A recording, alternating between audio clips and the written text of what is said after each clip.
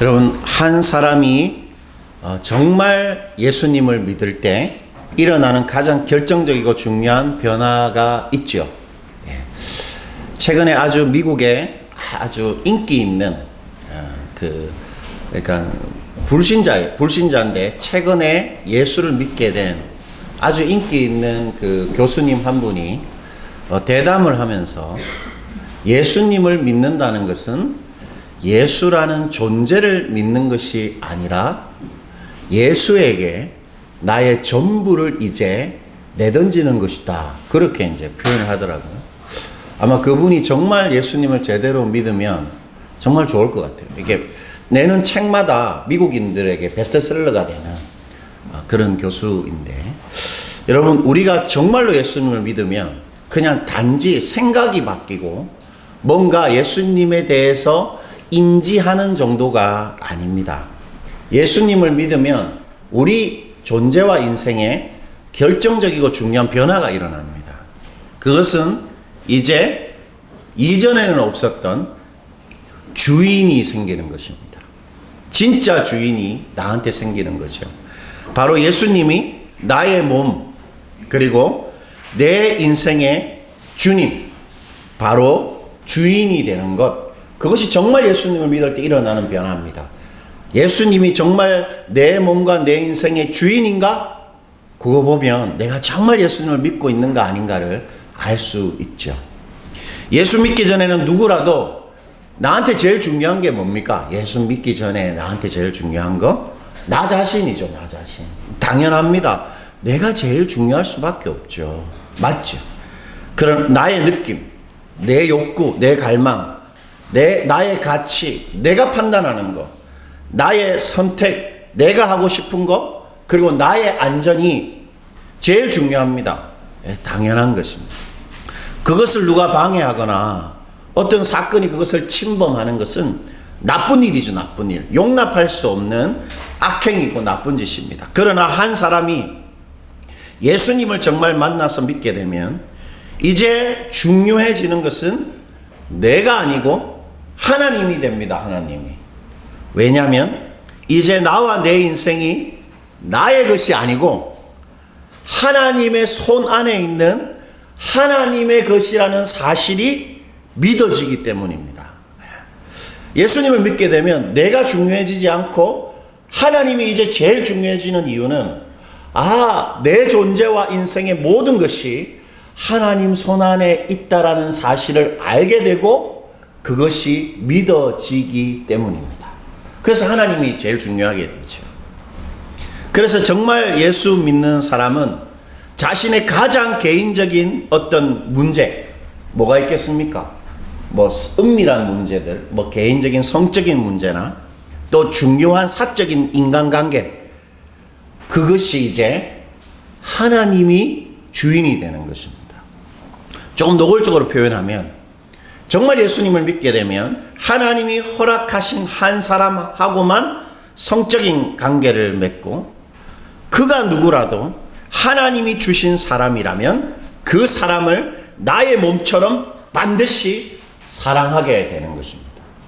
내 몸과 내 관계의 주인이 하나님이 되는 것이죠. 그렇게 내 호흡, 내 인생의 소중한 것을 언제라도 지금 당신의 뜻대로 마음대로 하실 수 있는 그 하나님께서 오늘 우리에게 분명하게 말씀하시는 것이 있습니다. 반드시 이것은 너희들이 지켜야 한다라고 말하는 게 있는데, 내가 너희의 모든 죄를 기꺼이 용서해 준 것 같이 너희도 그 사람의 모든 잘못을 반드시 용서해야 한다. 우리의 생명과 우리 모든 인간관계의 주인이신 하나님께서 모든 사람을 반드시 용서해야 한다. 그렇게 말씀하십니다. 여러분, 1984년인데 미국의 매니토바주 위니펙이라는 곳에서 한 부부의 중학생 딸이 실종됩니다. 학교를 마치고 집에 오는데 없어져 버려요. 그런데 불행하게도 그 아이는 실종된 지 8주 만에 자신의 집에서 500m도 떨어지지 않은 어느 헛간에서 손발이 묶인 채 시신으로 발견됩니다. 이 부부가 얼마나 고통스러웠겠습니까? 극심한 고통 속에서 이 부부는 피살자 유족단체에 가입합니다. 너무 힘들어서 위로를 받고 도움을 얻으려고 피살자 유족단체에 가입을 했고, 그 단체에 속한 사람들 중에 자신과 똑같은 일을 당한 유가족을 만나게 됩니다. 그런데 그는 그 사건이 수년이 지났음에도 여전히 자신의 딸을 누군가 죽였다는 것에 대한 분노와 슬픔과 고통 속에 있었습니다. 삶이 멈추고 삶이 완전히 망가져 있었던 것이죠. 그것을 본 이 부부는 그날 결심합니다. 자신의 딸을 죽인 그 살인범을 용서하기로. 이 사실이 언론에 알려지면서 이 부부가 속한 그 유족단체에서 만약 그 살인자를 당신들이 용서한다면 당신들은 그 죽은 딸을 정말로 사랑하는 게 아니다. 용서를 하면 그 당신 딸을 사랑하는 것이 아니다. 그렇게 비난했습니다. 그리고 그 당신들은 살인자의 그 책임을 면제해 줌으로써 악을 허용한다. 그리고 사회 질서를 더 위험하게 만드는 정말로 무책임한 사람들이라고 노골적으로 그 부부를 성토했습니다. 그 유가족 협회에서. 이처럼 용서라는 것은 사회적으로 그리고 우리 본능적으로 자연스러운 게 아닙니다. 용서는 옳은 게 아닙니다.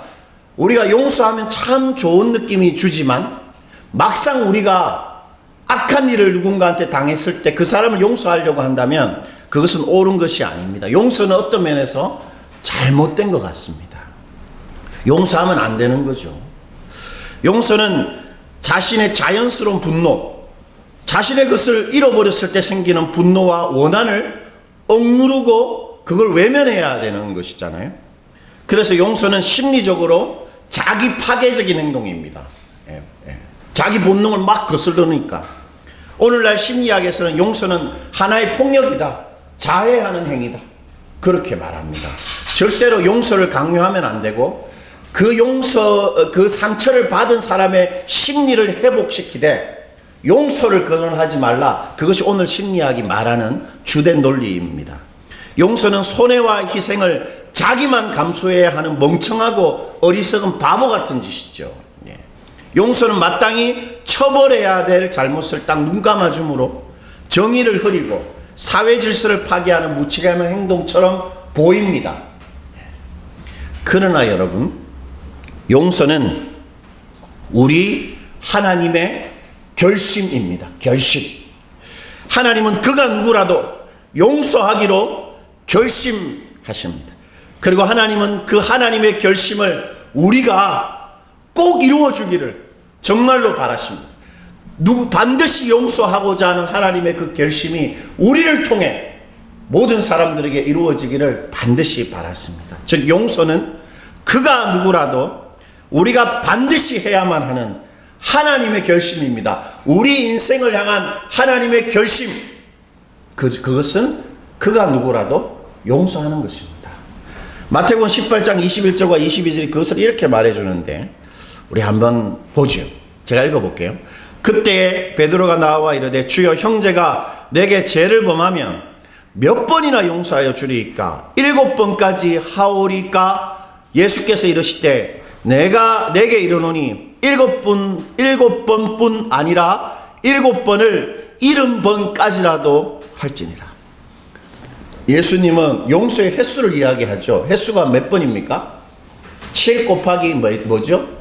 여기 본문을 보시면 7 곱하기 몇 번까지 용서하라고 말합니까?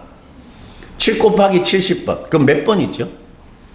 7, 7이 49. 490번까지 용서하라고 말하시는 것은 아니죠. 예수님께서 여기서 말하시는 것은 그가 누구라도 어떤 잘못을 했고 그 잘못을 어떻게 계속 반복해도 용서하라는 것입니다. 어떻게 용서하라는 거죠? 계속 그 사람 용서하라는 겁니다.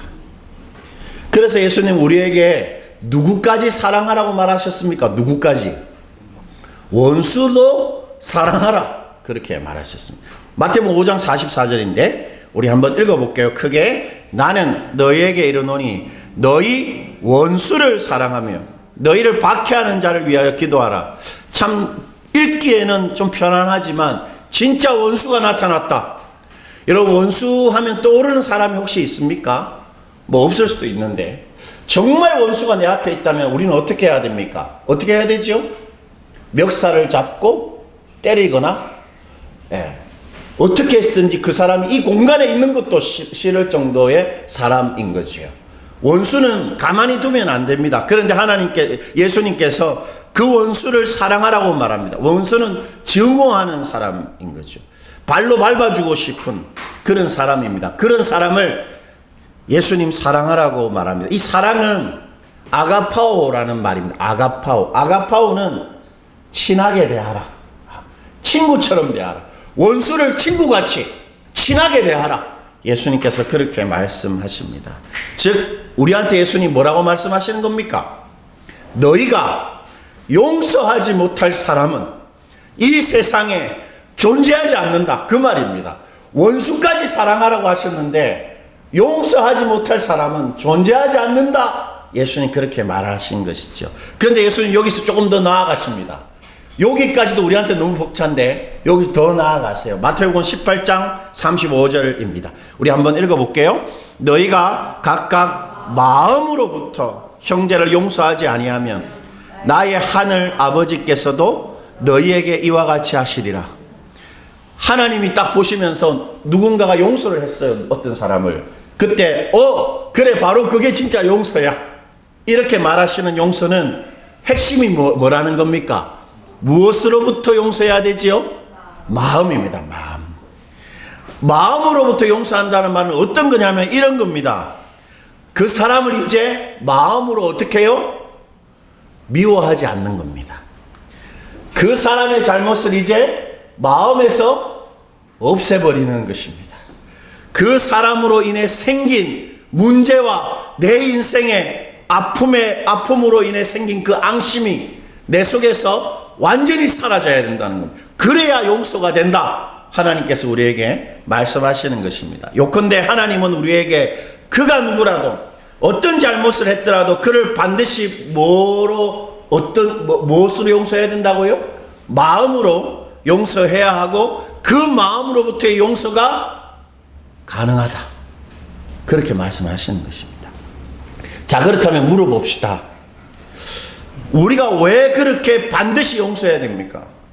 왜 우리가 용서해야 되지요? 그 이유는 적어도 두 가지입니다. 첫째, 하나님이 우리의 모든 관계의 주인이시기 때문입니다. 내 영혼도 하나님의 것이지요.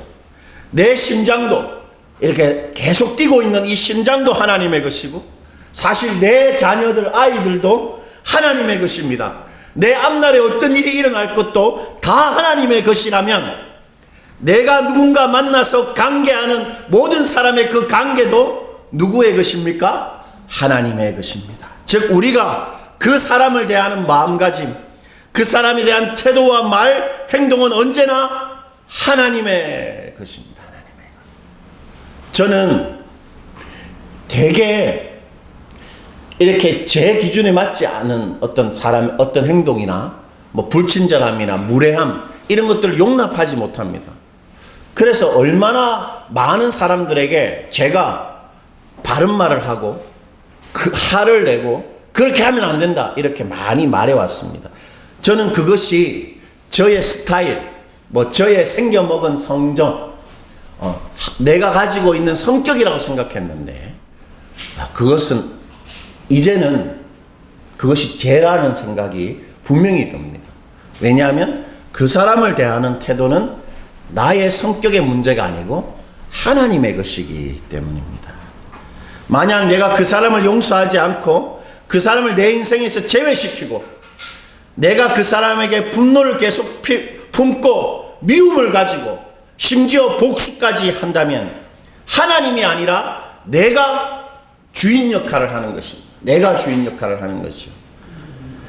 그런데 사실 우리가 복수하면 내 마음이 시원해지고 주인 역할을 하는 것 같죠. 계속 그 사람을 미워하면 내가 그 사람을 위해서 할 수 있는 최고의 일을 하는 것 같지만 사실 그때 나는 주인 역할을 하는 게 아닙니다. 내가 만약 누군가를 계속 미워하고 분노하고 앙심을 품고 있으면 그 원한이 나의 감정과 나의 행동과 나의 삶을 지배하고 통제하는 것입니다.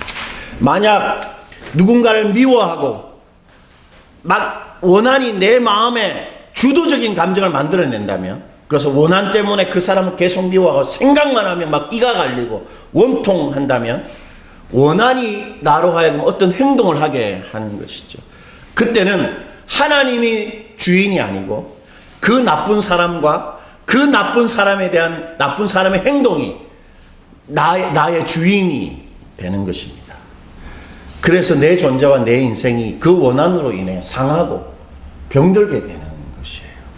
그래서 우리가 반드시 용서해야 하는 것입니다. 용서하지 못하는 것은 그 원한에 내 자신을 맡기는 것입니다.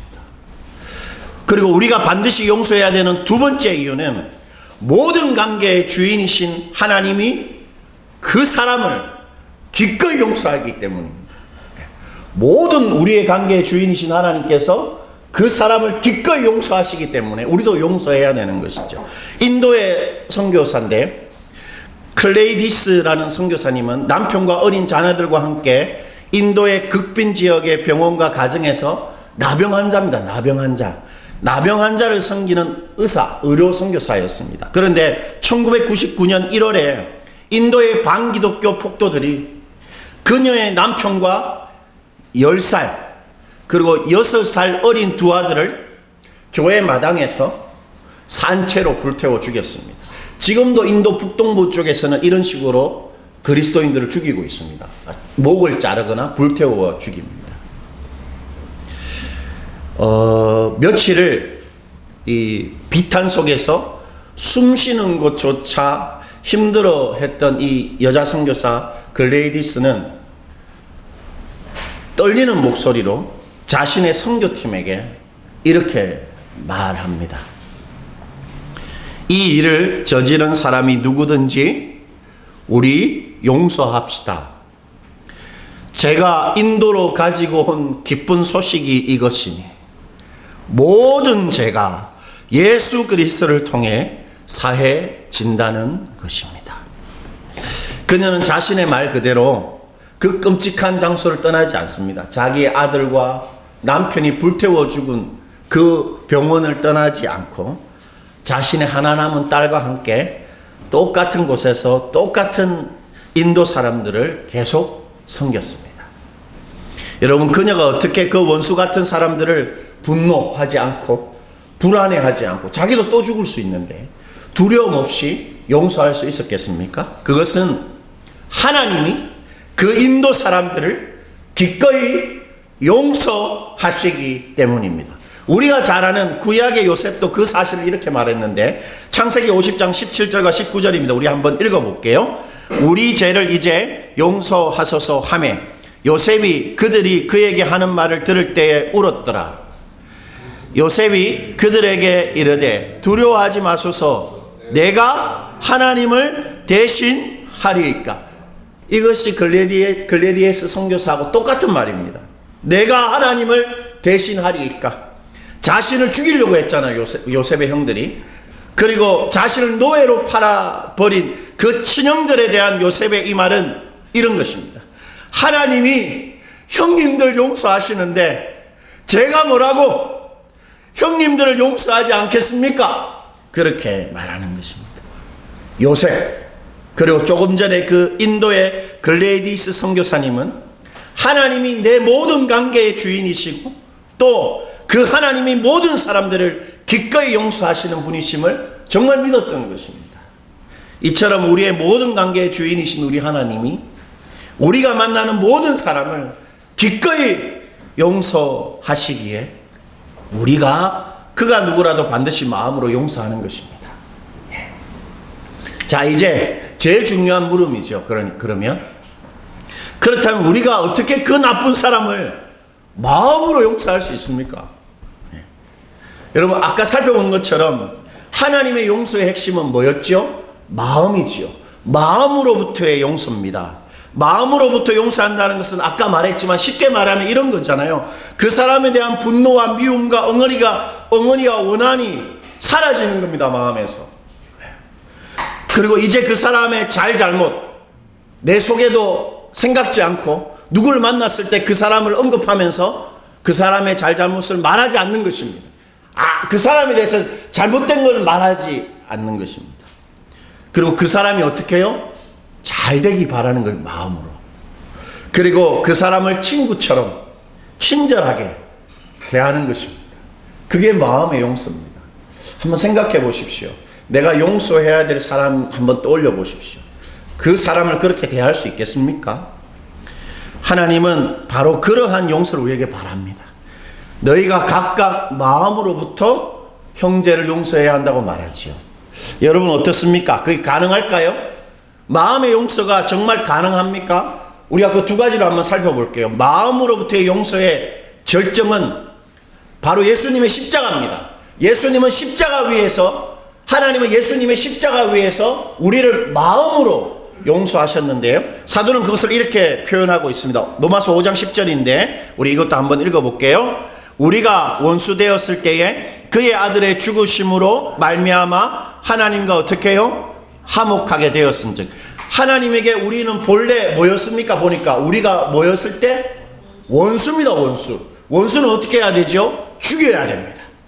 우리는 죽어 마땅한 죄인이었는데 하나님이 우리를 죽이지 않고 아들을 죽이셨습니다. 그래서 우리와 어떻게 하셨습니까? 어떻게 하셨죠? 이거 보세요. 어떻게 하셨죠? 화목하셨습니다. 화목이 뭡니까? 화목. 정답고 반갑고 마음이 통하는 사이가 되게 하셨습니다. 무슨 말입니까? 하나님은 십자가를 통해서 당신의 마음에 있는 우리 죄로 말미암는 분노, 엉어리, 그 화를 완전히 없애시고 우리를 좋아하셨다는 것입니다. 친구처럼 마음이 통하는 사람으로 대하셨다는 것이죠. 마음으로 용서하신 것입니다. 그렇다면 여러분 십자가가 어떻게 그런 용서를 가능하게 했습니까? 어떻게 하나님은 십자가 위에서 우리를 마음으로 용서하실 수 있었을까요?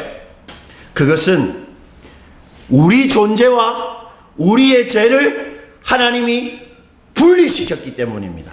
하나님은 우리의 그 못됐고 나쁘고 그 이가 갈리는 우리의 악한 것에 대한 진노를 우리한테 다 퍼붓지 않고 누구한테 퍼부었습니까? 예수님한테 다 퍼붓고 우리 죄로 인해 생긴 여러 가지 문제들, 피해들, 그 책임을 예수님이 전부 감당하도록 당신의 아들을 십자가 위에 죽이셨습니다. 그리고는 우리는 어떻게 하셨죠? 우리는 내 사랑하는 자라 칭하시면서 당신이 참 좋아하고 기뻐하는 자녀로 삼으셨죠. 우리 죄와 우리를 분리시키신 것입니다. 그래서 여전히 우리가 죄를 짓는 죄인임에도 지금 십자가의 용서를 믿는 우리들을 하나님 어떻게 대하십니까? 죄를 짓고 있는데도 자녀로, 사랑하는 자로 대하시는 것입니다. 의인이라 칭하시는 것이죠. 칭의가 바로 죄와 죄인을 하나님이 구분하신다는 말입니다. 칭의, 너는 이제 절대로 죄인이 아니고 의인이다, 이 말입니다. 여전히 죄를 짓고 있음에도 불구하고 바로 이 구분이 우리의 구원을 가능하게 했던 것입니다. 그렇다면 그런 분리가 가능합니까, 여러분? 저를 한번 보시겠어요? 아니, 그 나쁜 사람이 했던 행동은 누가 한 겁니까? 그 사람이 한 거죠. 그 사람의 말입니다. 생각만 하면 치가 떨리는 그 사람의 말. 생각하면 너무 분노가 생기는 그 사람의 행동이죠. 그 사람이 하는 말이고 행동입니다. 근데 어떻게 그걸 분리시키죠? 그게 가능합니다. 왜냐하면 죄는 본래가 우리 존재에 창조되고 의도된 하나님의 것이 아니었기 때문입니다. 여러분, 죄는 사탄의 속임수와 우리의 불순종으로 인해 들어온 하나님이 창조하지 않은 외부인이고 침입자고 불법 거주자입니다. 그야말로 외계인입니다. 죄는 하나님이 창조한 게 아닙니다. 때문에 하나님은 십자가 위에서 당신의 것이 본래 아니었던 우리가 범한 그 죄의 실체 심판하시고 당신이 창조하신 우리 존재는 구해내신 것입니다. 때문에 우리가 마음으로 그 사람을 용서하려면, 그 사람에 대한 억울함과 분노와 원한을 우리 마음에 없애려면 우리는 뭘 해야 됩니까? 마음으로 용서하려면 뭘 해야 되지요? 그 사람과 그 사람의 잘못을 분리할 줄 알아야 합니다. 그 사람이 아무리 악하고 아무리 못됐고 자기밖에 모르고 정말 이기적인 인간 같지 않은 사람이라도 그 사람은 하나님 없으면 아무것도 아닌 죄인이다. 아무리 막 무서워 보이고 아무리 못됐고 아무리 힘이 있어 보여도 하나님 없으면 그냥 죄인이다. 하나님의 용서와 용납 없이 그 사람 지옥 갈 불쌍한 존재로 보는 것입니다. 그러면 여러분, 그 사람과 그 사람의 악한 행동이 조금씩 분리되기 시작합니다. 이 사람 아무것도 아닌데 그 사람의 악행이 분리되기 시작합니다.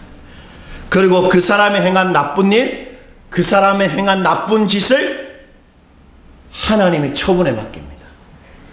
사도는 그것을 이렇게 말했는데, 로마서 12장 19절입니다.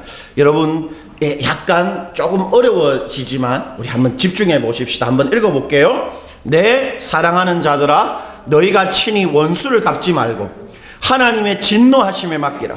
기록되었으되 원수 갚는 것이 내게 있으니 내가 갚으리라고 주께서 말씀하시니라. 여러분, 하나님이 우리 원수를 갚아주신다고 말합니다. 이게 무슨 말이냐면, 우리 대신 하나님이 그 사람을 팍 때려주시고 우리가 당한 그대로 그 사람한테 다 안갚음해 주시고 우리가 당한 손해를 그 사람한테 다 물리신다. 이 말이 절대로 아닙니다. 왜냐하면 하나님은 그 사람의 잘못을 기꺼이 용서하시기 때문입니다. 우린 난감합니다. 하나님이 우리 대신 원수를 갚아준다고 했는데 그것은 우리가 생각하는 것처럼 그대로 갚아주는 게 아닙니다. 여기서 하나님이 내 원수를 갚는다는 말은 하나님이 그 사람에 대한 잘못을 절대로 방치하거나 가만히 내버려 두시지 않는 것을 믿는다는 말입니다. 그 못된 사람이 했던 그 행동을 하나님이 절대로 가만히 두시지 않는다는 것을 믿는 것입니다. 왜요? 하나님이 왜 그 사람 나쁘게 한 행동을 가만히 안 두실까요? 그 사람의 잘못은 분명한 죄이기 때문입니다. 죄. 하나님은 그 어떤 죄라도 방치하거나 모른 척 하실 수가 없게 되어 있습니다. 거룩하신 하나님은 반드시 죄를 심판하셔야 하는 것이죠. 그래서 하나님이 그 원수의 악행을 내가 갚는다, 그렇게 약속한 것입니다. 그리고 하나님이 십자가 위에서 내가 잘못한 것을 어떻게 해결하셨습니까? 의롭고 선하게 처리하신 것처럼 그 사람이 잘못한 것도 가장 의롭고 선한 방식으로 반드시 처리하고 갚을 것이라고 정말 믿는 것입니다. 그게 하나님한테 맡기는 것입니다. 우리가 그렇게 그 사람과 그 사람에 대한 잘못을 분리할 때 비로소 그 사람에 대한 용서의 가능성이 어디로부터 열린다고요? 마음에서 열리기 시작합니다. 그 사람과 그 사람의 잘못을 분리하고 그 사람의 잘못은 하나님은 처분에 맡깁니다. 그러면서 문이 열리기 시작하는 것이죠. 여러분, 그렇게 우리 마음에 용서의 가능성이 일어나기 시작하면 우리가 해야 할 가장 중요한 것이 있습니다. 그것은 결단입니다. 결단. 그 사람을 용서하기로 딱 결단하는 것입니다. 선을 딱 긋는 것입니다. 나는 이제 그를 용서했다, 결정 내리는 것입니다. 우리는 보통 그 사람에 대한 분노가 좀 사그러지고 내 마음에서 시간이 지나서 그 사람에 대한 호의적인 마음이 생기면서 그 사람이 이래서 그런 못된 짓을 했겠구나 라고 이해하는 마음이 느껴지면 비로소 용서할 수 있다고 생각합니다. 그러나 그 사람에 대한 분노와 미움과 앙심은 절대로 마음에서 저절로 사라지지 않습니다. 저는 우리 집이 되게 깨끗하게 정리정돈이 잘 됩니다. 그것은 우리 아내가 기계같이 청소를 하기 때문에 보이는 족족 치웁니다. 그런데 아내가 한 번은 뭐 이렇게 친정에 가거나 이렇게 며칠 집을 비우면 어떤 일이 일어나냐면 우리 큰아들 방같이 우리 집이 바뀝니다. 막 모든 게 막 정리가 안 되고 막 어지러워져 있는 거지. 이렇게 막. 여러분, 쓰레기는 청소하지 않고 정리하지 않으면 절대로 그 공간이 저절로 깨끗해지지 않습니다. 청소를 해야만 그 공간이 깨끗해지는 것입니다. 여러분, 누군가를 미워해 본 적이 있습니까? 누군가 때문에 마음에 쓰라리고 원망해 본 적이 있습니까? 우린 대번에 알 수 있죠. 미움과 원망은 내 마음속에 없어져야 되는구나, 이거 없어야 되는데 하는 생각이 듭니다. 미움과 원망은 마음의 쓰레기입니다. 쓰레기 때문에 우리가 부지런히 그 마음의 쓰레기를 의지적으로 청소하고 정리하지 않으면, 방치하면 절대로 원망과 그 미움은 사라지지 않는 것입니다. 그러므로 결단이 중요합니다. 용서했다. 하나님은 우리를 용서하시면 어떻게 합니까? 우리 죄에 대한 분노와 미움과 원한을 그분 마음속에서 일시로 없애버립니다. 바로 없애버립니다. 그것을 이렇게 말씀하셨는데, 미가서 7장 19절입니다. 한번 읽어볼까요? 하나님 우리를 용서하실 때 우리를 미워하는 걸 완전히 없애버리는, 이렇게 말씀하셨습니다. 다시 읽어볼게요. 다시 우리를 불쌍히 여기셔서 우리의 죄악을 발로 밟으시고 우리의 모든 죄를 깊은 바다에 던지시리라. 우리에 대한 미움을 어떻게 하셨답니까? 우리 죄로 인한 미움과 분노를 발로 밟았습니다. 이게 무슨 말이죠? 이 필요 없다, 이제 이거. 나한테 필요 없는 미움이다. 그렇게 하셨다는. 그리고 아예 다시는 나타나지 않게 깊은 물 속에 우리에 대한 원망과 미움을 다 수장시켰다. 그렇게 말합니다. 그래서 하나님께서는 이사야서 43장 25절에서 당신의 일시적인 용서를 이렇게 표현하셨는데, 나는 나를 위하여 내 허물을 도말하는 자니 내 죄를 어떻게 해요? 기억하지 않아요. 우리가 했던 잘못에 대한 원망, 분노, 아예 기억도 안 하십니다. 까먹었다. 일시로 나는 까먹는다. 그렇게 말씀하고 있습니다. 하나님 우리를 용서하시되 언제나 어떻게 용서한다는 말입니까? 마음으로 용서합니다. 미워하지 않습니다. 우리가 잘못해도. 그러나 우리는 하나님처럼 일시로 마음의 용서를 할 수 없습니다. 불가능합니다. 우리는 누군가에 대해서 미움을 안 가지기가 불가능합니다. 때문에 우리는 하나님처럼 일시불이 아니라 어떻게 해야 됩니까? 할부로 용서합니다. 할부로. 우리는 절대로 마음으로 용서할 때 바로 용서할 수가 없습니다. 할부로 용서해야 됩니다. 이런 것입니다. 무기한 할부로 용서에 대해 결제합니다. 일단 차를 살 때 아무리 비싼 차라도 할부로 결제하면 그 차는 어떻게 됩니까? 돈을 잘 지불하지 않았지만 어떻게 되죠? 내게 됩니다. 바로 그거 똑같은 것입니다. 할부로 용서를 딱 결정해서 그 사람 용서하기로 딱 결정합니다. 그런데 어떻게 되죠? 계속 그 사람이 밉습니다. 그래, 나쁘게 말하고 싶습니다. 그 사람 못되게 말해주고 싶습니다. 그때 딱 참습니다. 그러면 할부금이 결제됩니다. 아침에 눈을 떴는데 마음속에 그 사람이 했던 일이 막 떠오릅니다. 그때 하나님께 그 사람 축복 기도를 하는 것입니다. 그러면 또 할부금을 갚습니다. 그렇게 계속 갚다 보면 우리도 하나님처럼 그 사람의 잘못에 대한 모든 부정적인 마음을 마음에서 잊게 되는 것입니다. 그걸 실제로 경험한 사람이 있는데 우리 마지막으로 그걸 다루고 마무리를 할게요. 구약의 요셉입니다. 구약의 요셉이 실제로 그것을 경험했는데 창세기 41장 51절에 우리 다 같이 한번 읽어봅시다. 요셉이 그의 장남의 이름을 므낫세라 하였으니 하나님이 내게 내 모든 고난과 나의 아버지의 온 집의 일을 어떻게 해요? 잊어버리게 하셨다. 자기 큰아들 이름을 지었는데 이제 잊었다 이렇게 지었습니다. 므낫세. 요셉은 형들이 자신을 죽이려고 하고 자신을 짐승처럼 애굽의 노예로 팔아서 자신의 인생을 망친 그 모든 고통과 미움과 원한 이제 다 잊었다 그렇게 말하는 것입니다. 마음으로 용서했다는 것이요. 요셉이 어떻게 그게 가능했을까요? 형들은 와서 용서도 안 했습니다. 사과도 안 했어요. 그런데 사과도 안 했는데 용서를 했습니다. 마음으로 미워하지 않고. 그것은 두 가지입니다.